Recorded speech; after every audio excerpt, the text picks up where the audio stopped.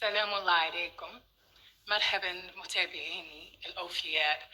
عدنا في فيديو جديد. أتمنى من الله إن هذا الفيديو يلقاكم بأحسن حال وأموركم تكون تمام. هذا الفيديو فيه وصفتين مختلفتين بيصلح للتجاعيد ولا الشيخوخة المبكرة، وأتمنى أنه يعجبكم.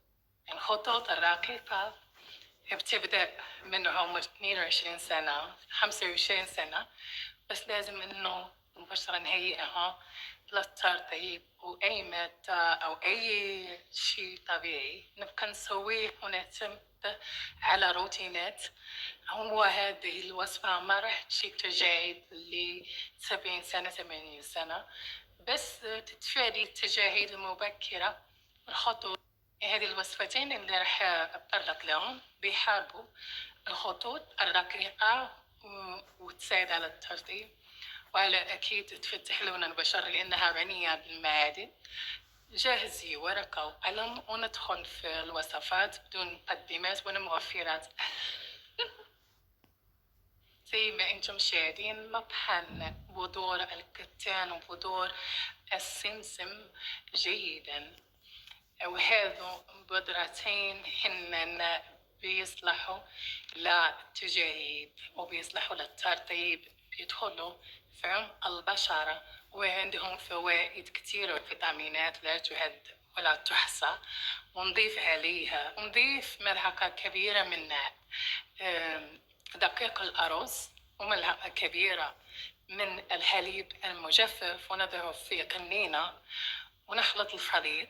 أكيد لما نبغي نستعمله ناخذ ملعقة صغيرة، ما نفلت الخليط، لا نجهز الخليط، ولما نبغي نضع مسك على البشرة نحط اللي نحتاجه. أكيد بملعقة زبادي، إذا ما كان عندك زبادي سوي ما كان متوفر الزبادي استعملي ماء الورد.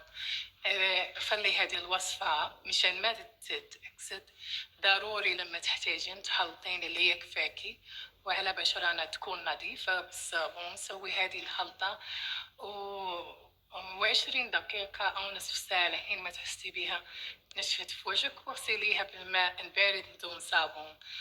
ونمر للوصفة الثانية. والوصفة الثانية عبارة عن ملعقة زيت الزيتون وملعقة ماء الورد، ملعقة بذور الحلبة، وملعقة الذرة نشا الذرة، وملعقة زبادي.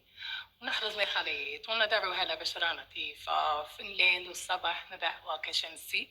هذه الوصفة يعني جدا رائعة، وحاولوا يا متابعاتي الحلوين الجميلات، حاولوا انكم الوصفات اللي اطرحها معاكم يعني اشاركها معاكم، حاولوا انكم تكرروا وتحاولوا تسووا روتين تعتادوا على انكم تعتنوا ببشرتكم، مو بس مرة بالاسبوع وخلاص تطنشوا، بالعكس حاولوا انكم تسوينوا خلاص يصير معتمد. وللآن وصلنا لنهاية الفيديو. أحب أن أقدم الشكر لكل المتابعات والمتابعين من مختلف الدول العربية وفي اللي بيتابعني من أوروبا. بشكركم، وها أنت يوم على يوم تكبر. كم كتير شكرا على وفائكم. أتمنى أنكم تدعموا القناة بكل ما تحبون من قلوب ولايكات، وإلى الملتقى في فيديو جديد. مع السلامة. باي.